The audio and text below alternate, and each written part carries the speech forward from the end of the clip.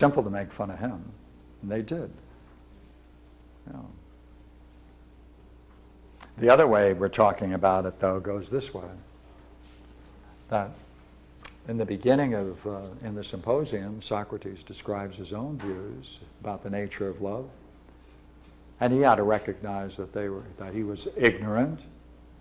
He had to realize that the beliefs that he had formed were all based upon illusion. He then had to learn right opinions about it. Then he had to discover why those opinions were right, that's understanding. And he then had to have a confirming vision of that. And until he had a confirming vision of it, he just understood, he didn't know.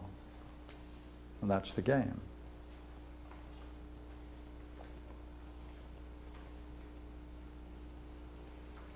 And I got my way through this whole thing without telling one joke.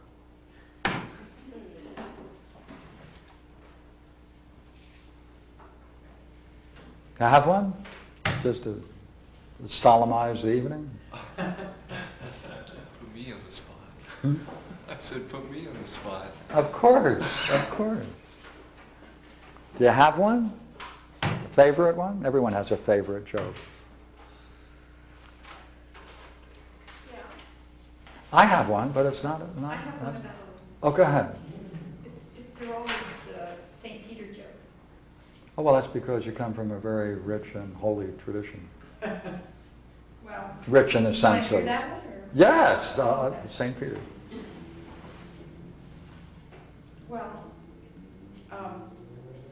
there was this priest that died and went up to heaven, and he was in line, and there was a taxi guy in front of him, taxi driver. And taxi driver, St. Peter asked him, "What did you do in life?" He says, "Well, I was a taxi driver." So St. Peter gives him a gold cloth scepter that was gold. It was really sent him on to a real fine area of heaven. So the priest is sitting there saying, "Wow, I know what I'm going to get.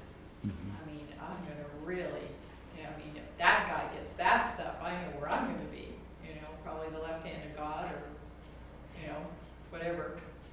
So the St. Peter says, "What'd you do?" He says, "Well, I was a priest." So he gives him this kind of raggedy old cloth, a wood scepter. The guy said, "Wait a minute, I'm a priest." "Yeah, I've heard you, I've heard you. What am I getting this for? That guy, look at what he got." He said, "Yeah, every time you give a speech, you put everybody to sleep. When you get into a taxi, man, you know, everybody starts praying. We want results." See? See? We're good at humor, so we're good at jokes. But our people don't write these, can't write these kinds of comedies. We can't do this. No, No. no.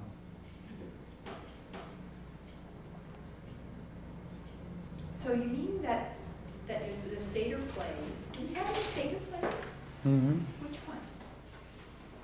How many do we have? I don't recall. We don't have Seder, we just have stories of them. So we don't have They, an example? none of them were ever, no one ever preserved any of them. Really? Each time they gave them, it was ideally to be a total surprise and not to be done again, since it was supposed to be a total surprise. Therefore, they didn't record them, even though some of them were said to have been hilarious. I was just wondering if Lysistrata would be on the level of close to a Seder play, because it is just hilarious. Yeah, yeah. And if that would represent what you would consider to be the comedy in terms of sexuality. Yeah. Because if that's the case, then I can see how how this joke that I just gave compared to that play, well, it was certainly remarkable. I mean, they used sexuality in a noble way. Yeah. The women did. Yeah. And yet there was a lot of likeness about it too. Oh, I got one for you. Good, thank you. There's these two guys in New York City, and they're in front of this big giant Catholic church, and they're giving away this muck out of the sewer across the street. All of a sudden this big, giant, huge limo caddy pulls up in front of the Catholic church. And all this wonder out gives the Cardinal Cushing. He's got a prostitute with him. And this guy, the steward calls up, "Hey, Cardinal Cushing, can you drive that hard on through the eye of the needle?" Actually, the joke was, "Cardinal Cushing, can you drive that caddy through the eye of the needle?" Yeah, that's all right. That's all right. That's all right. Yeah. Yeah. Yeah.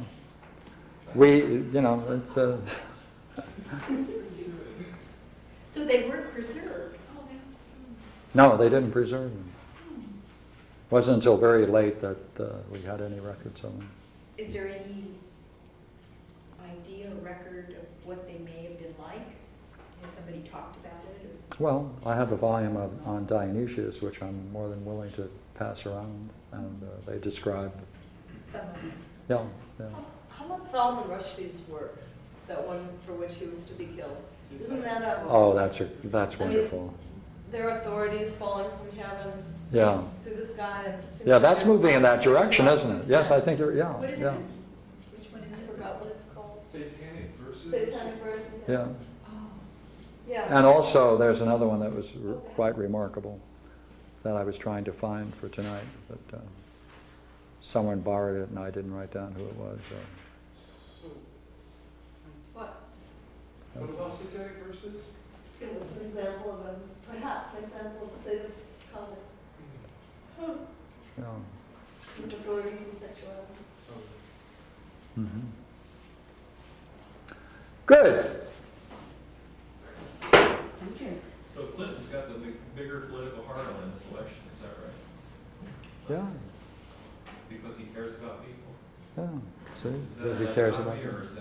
is that harmonious? Well, you see, you have to see. We tell jokes, stories with punchlines. Uh-huh. They develop a whole story around life and sexuality vividly. So, So you could actually do a satyr play on Clinton and Bill Clinton. yeah, Two authority guys. yeah, that's what they would do. Yeah. Maybe the closest is Lysistrata in terms of the Greeks. I mean, if that's the case, that is a whole story. Yeah, has to be a whole story. Has to have a plot. Oh, yeah. Yeah. You see, And Aristophanes' it's funny. play. It's absolutely Yeah. hilarious. See, Aristophanes showed that he didn't have the talent. And Socrates, therefore, was quite right. Because if we're going back to it, just to make sure we pull it together. See? Agathon's speech was just bizarre. You could call it ludicrous. It had no plot. It had no theme. It didn't deal with any story. There was no development. Aristophanes' speech, which appeared to be a comedy, was in fact tragic. He couldn't stay with his conclusion. He couldn't develop his conclusion. He gave it up with the solution that the way out of our problem is to find a beloved who suits our own mind. That was nothing involved in the story. It didn't grow out of the story. It wasn't part of it. He ends up with the lover and the beloved going on for the rest of their existence, maybe even into the next world, with a profound mystery and inability to understand themselves. So his comedy ends up as a tragedy. Therefore, Socrates, we do not agree, is quite right to compel them to admit that they don't know what they're doing.